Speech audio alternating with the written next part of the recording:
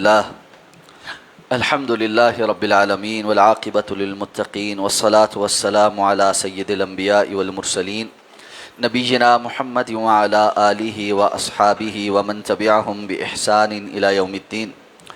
الحمد لله الذي هدانا لهذا وما كنا لنهتدي لولا أن هدانا الله.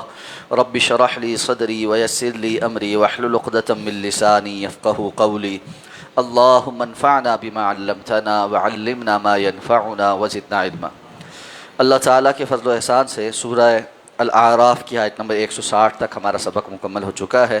آیت نمبر 162 اور 161 اور 162 انشاءاللہ آج ہم تلاوت کریں گے. اعوذ باللہ من الشیطان الرجیم.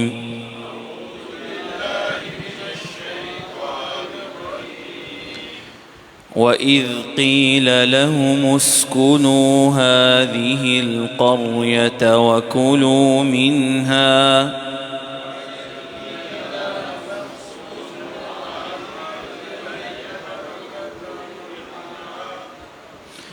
وَكُلُوا مِنْهَا حَيْثُ شِئْتُمْ وَقُولُوا حِطَّةٌ وَادْخُلُوا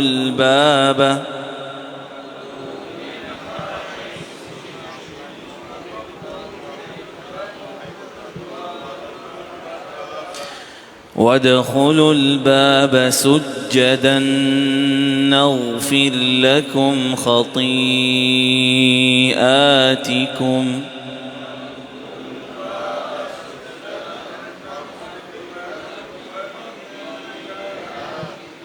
سنزيد المحسنين. فبدل الذين ظلموا منهم قولا غير الذي قيل لهم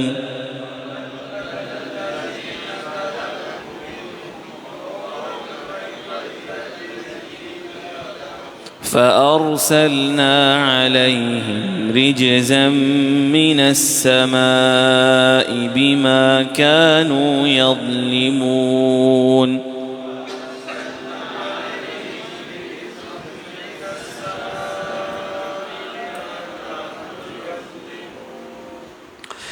وَإِذْ قِيلَ لَهُمُ اسْكُنُوا هَٰذِهِ الْقَرْيَةَ، اور جب ان سے کہا گیا کہ تم سکونت اختیار کرو اس بستی میں.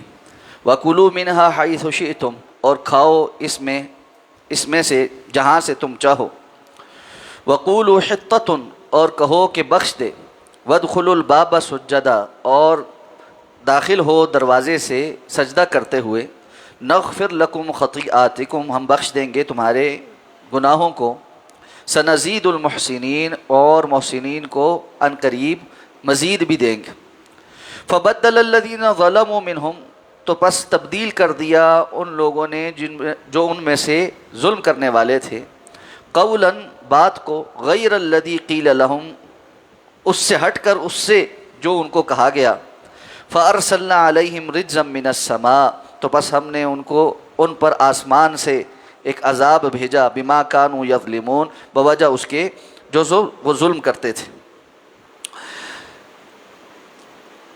بنی اسرائیل کی حرکتوں کا تذکرہ ہو رہا ہے کہ کس طرح انہوں نے مختلف اوقات میں اللہ رب العزت کے احکامات کی نافرمانی کی. جب جب ان کو نعمت ملتی تھی وہ نعمت حاصل کرنے کے بعد واضح اللہ رب العزت کے احکامات کا تمسخر اڑاتے، روگردانی کرتے.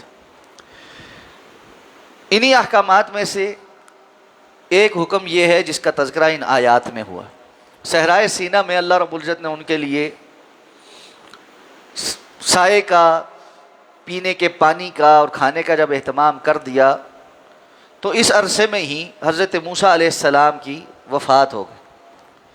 حضرت موسیٰ علیہ السلام کی وفات کے بعد ان کے جو نبی تھے ان کا نام یوشع بن نون تھا. یہ حضرت موسیٰ علیہ السلام کے شاگردوں میں سے بھی تھے.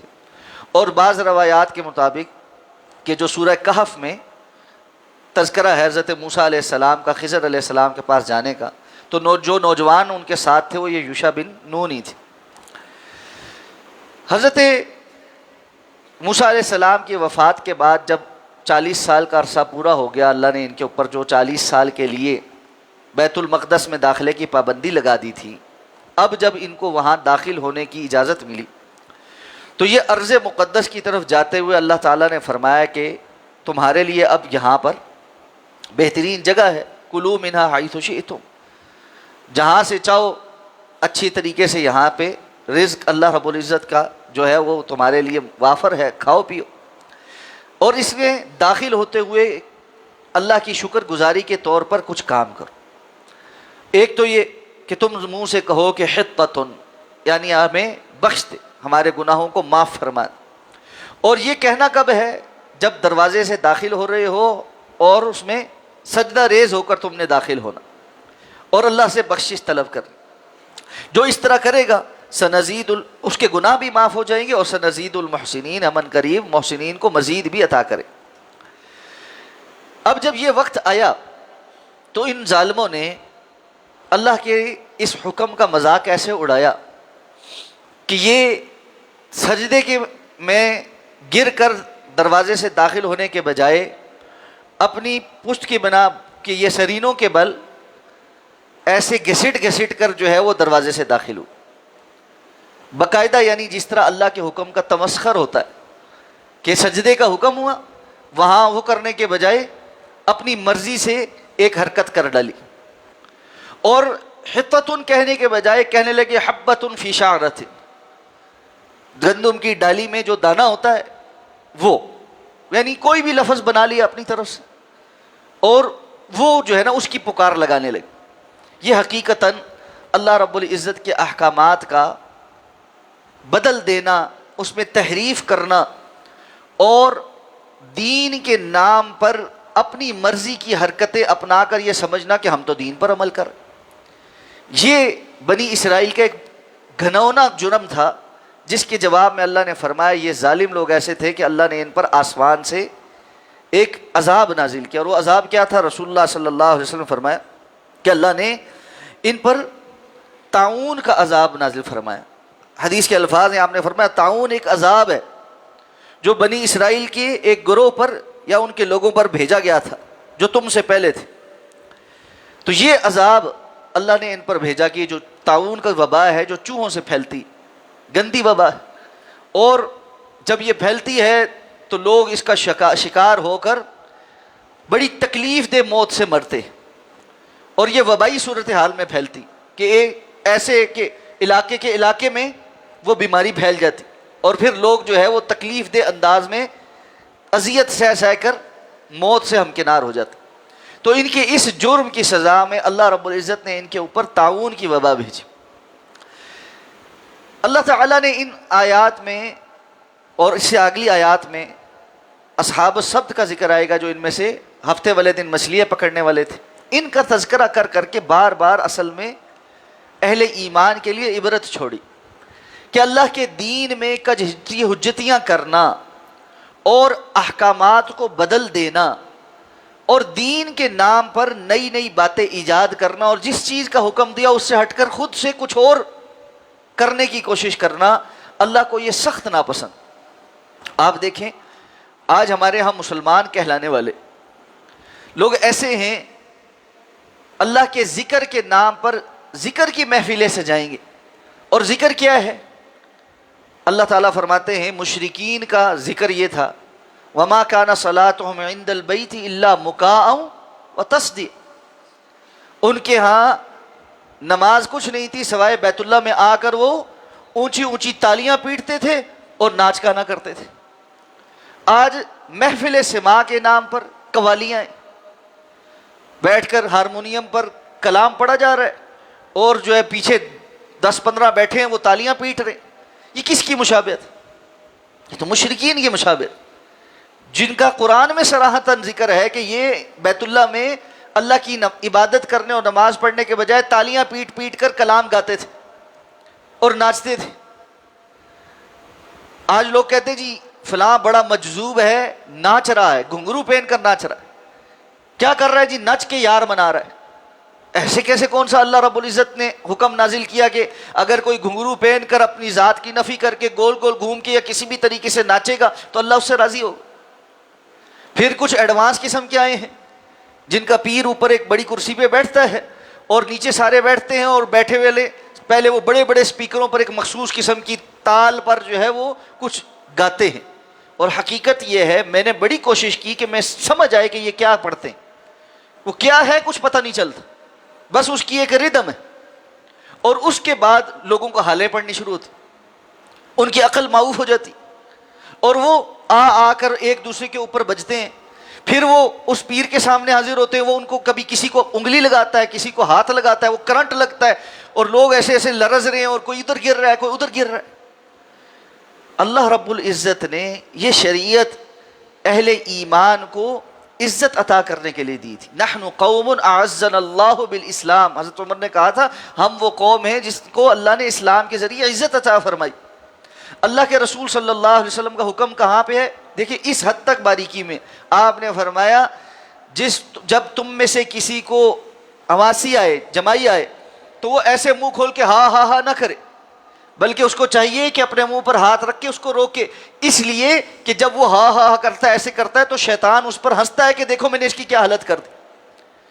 جو دین اس قدر اپنے ماننے والوں کی عزت نفس کا خیال کرتا ہے کہ وہ شیطان کو اس پر ہنسنے کا موقع نہیں دیتا، وہ دین کسی ایسے ذکر پہ لگاتا ہوگا جو اس سے انسان کی عقل معوف ہو جائے، اور جس سے وہ ادھر ادھر گرنا پڑنا شروع ہو جائے۔ جب لوگوں کے لیے مصیبت بن جائے اور وہ ہاتھ پاؤں ایسے چلا رہا، اس کو نہیں پتا کس کو مار رہا ہے کس کو لگ رہی، اور وہ حواس سے بیگانہ ہو جائے۔ اللہ تعالیٰ تو فرماتے ہیں کہ شراب کی حرمت سے کے پہلے کا حکم یہ ہے کہ لا تقربوا الصلاة وانتم سکارى حتى تعلموا ما تقولون، تم شراب کے نشے میں نماز میں بھی نہ ہو، اس لیے کہ تاکہ تمہیں پتہ ہو تم منہ سے کیا کہہ رہے۔ یعنی نماز جیسی عبادت میں اس وقت جب شراب حلال تھی، اس بات کا حکم تھا کہ ایسی کیفیت میں نہیں آ سکتے کہ تم کھڑے ہو جاؤ اور تمہیں پتہ ہی نہیں کہ تم اللہ کے سامنے کیا کہہ رہے۔ کجا یہ کہ کوئی ذکر کے نام پہ ایسی حرکتیں کرے کہ جس میں اس کو کوئی پتہ نہیں کہ وہ کیا کر رہا ہے، اور باقاعدہ اس کو ایک کیفیت بنا کر کہ یہ حالت جذب ہے، یہ حالت سکر ہے، یہ حالت جو ہے نا مجذوبیت ہے، اور بندہ جو ہے سائیں لوگ ہیں جی، یہ کون سا دین؟ یہ در حقیقت ویسا ہی شیطان کے ہتھ کنڈے ہیں جو اس نے بنی اسرائیل کے اوپر لگائے تھے کہ جب اللہ کا کوئی حکم آنا ہے اس کے برخلاف کچھ اور کرنا ہے۔ اللہ نے حکم دیا اللہ کا ذکر کرو، نماز پڑھو، قرآن پڑھو، اللہ رب العزت کی تعریفیں بیان کرو، ایک ایک تسبیح بیان کرتے ہوئے اللہ رب العزت کی عظمت کا احساس، اللہ کی پاکیزگی کا احساس، اللہ کی علو مکانی کا احساس، اللہ رب العزت کے وحدہ لا شریک ہونے کا احساس، اللہ کی نعمتوں پر شکر گزاری ہونے کا احساس ہو بندے کے اندر سے، وہ کیفیات جو ہے الفاظ کے ساتھ پیدا ہوں کہ دل کے اوپر ان کا ایمانی اثر ہو۔ اس کے بجائے بندہ کیا کرے؟ بیٹھ کے کیا کر رہے جی؟ ہو ہو ہو ہو۔ اب اس ہو کا کیا مطلب ہے؟ اب جی کیا ہو رہا ہے جی؟ قلب جاری ہو رہا ہے، اور اس کی ایک چوٹ جو ہے وہ یہاں لگنی ہے اور ایک چوٹ یہاں لگنی ہے، اور اس کے بعد ایک سانس اندر کھینچتے ہوئے کہنا ہے اور ایک سانس باہر نکلتے ہوئے کہنا ہے۔ کس نے یہ شریعت میں داخل کیا؟ یہ کہاں سے آیا؟ کہتے جی یہ طریقت سے آیا۔ یہ شریعت کے معاملات نہیں، یہ طریقت کے معاملات، یہ خاص لوگوں کے معاملات۔ وہ خاص لوگ کون ہیں؟ وہ خاص لوگ وہ ہیں جو حالت سکر میں یا حالت جذب میں ہیں، اللہ کی معرفت حاصل ہونے کے بعد ان کے اوپر اور ہی قسم کی کیفیت طاری ہو گئی۔ یعنی نعوذ باللہ، اللہ کی معرفت ایسی چیز ہے جو انسان کو عقل جاری کر دیتی۔ اللہ کی معرفت تو انسان کو معقول بناتی، اللہ کی معرفت تو انسان کو سب سے زیادہ بہترین فیصلے کرنے والا بناتی۔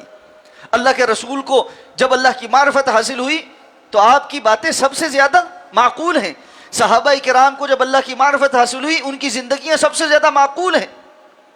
یہ کیا ہے کہ جی جو انسان کو جو عارف باللہ ہو گیا ہے وہ سکران ہو گیا، جو عارف باللہ ہو گیا ہے وہ حالت جذب میں چلا گیا، اور اس کی وجہ سے اس کے اوپر سے شریعت کے احکامات ختم ہو گئے ہیں، اب اس کے اوپر طریقت کے جو ہے نا وہ رستے کھل گئے، اور وہ طریقت کے رستوں سے آگے چلا گیا۔ تو نتیجہ کیا ہے؟ اللہ کے رسول کو تو نمازیں معاف نہیں ہوئیں، لیکن چونکہ نماز کا مقصد تو یہ ہے، وہ کہتے ہیں جی ان الصلاۃ تنہی عن الفحشاء والمنکر، نماز فحاشی اور عریانی کے کاموں سے اور برائی سے روکتی ہے۔ تو اصل نماز کا مقصد یہ ہے کہ بندے کا تزکیہ ہو جائے۔ سائیں جی اس سٹیج میں پہنچ گئے، ان کا مکمل تزکیہ ہو گیا، اب وہ سالک ہیں اور وہ اس رستے پہ چڑھ گئے جہاں اب نمازوں کی ضرورت نہیں، ان کی نمازیں تسبیح پہ ہی ہو جاتی، نمازیں تسبیح پہ ہی ہو جاتی. آج کا بی بی سی کا ایک جو ہے نا بڑا جو ہے نا ایک کالم ہے, آپ پڑھیں بی بی سی اردو کے اوپر. البانیہ جو ملک ہے اس کے صدر نے یونائٹڈ نیشنز میں کہا ہے کہ ہم ایک خاص فرقہ ہے مسلمانوں کا, اس کے لیے البانیہ کے اندر ہی ایک مخصوص علاقہ ایک علیحدہ ملک کے طور پہ بنا رہے. وہ کون ہے جی؟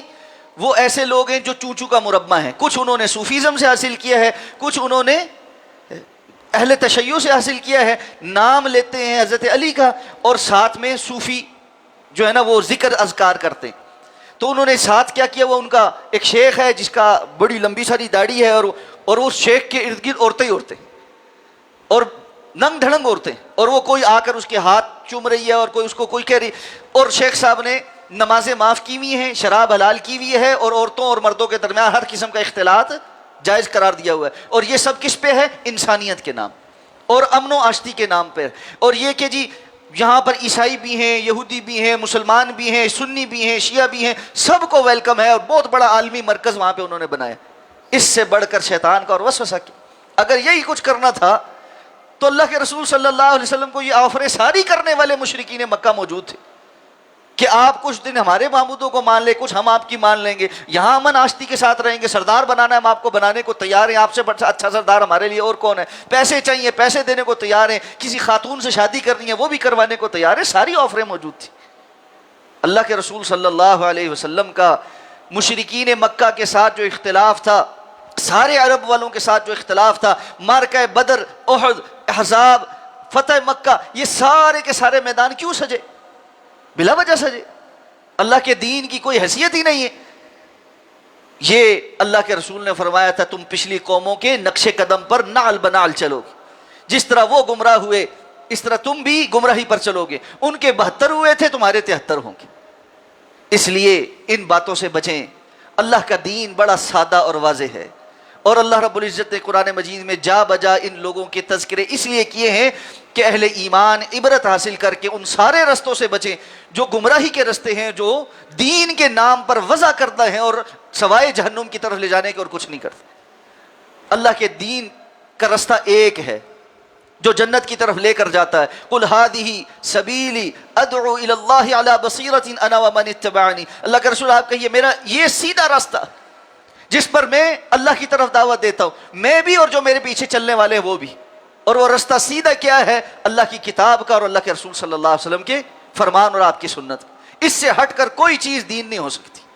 اس لیے ہر چیز کو کتاب و سنت کے اوپر پرکھنا پڑے گا, تولنا پڑے گا, اور وہاں سے سرٹیفکیٹ ملے گا تو وہ دین کا حصہ بن سکتی ہے. وگرنہ کہنے والے کتنا ہی بڑا کیوں نہ ہو اور کرنے والے تعداد میں کتنے ہی زیادہ کیوں نہ ہو, وہ چیز کچھ بھی ہو سکتی ہے, دین نہیں ہو سکتی. بنی اسرائیل اسی قسم کی گمراہیوں میں داخل ہوئے اور ایک دوسرے کی دیکھا دیکھی یہ کچھ کرنے لگ گئے.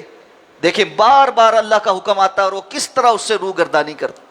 اللہ ہم سب کو ہدایت عطا فرمائے, اور اس قسم کی خرافات اور بدعات سے جو دین کے نام پر رائج ہو چکی, اللہ ہم سب کو محفوظ فرمائے, ہماری نسلوں کو محفوظ فرمائے, اور خالص دین کی اتباع کرنے کی توفیق عطا فرمائے. سبحانک اللہم و بحمدک نشہد ان لا الہ الا انت نستغفرک و نتوب.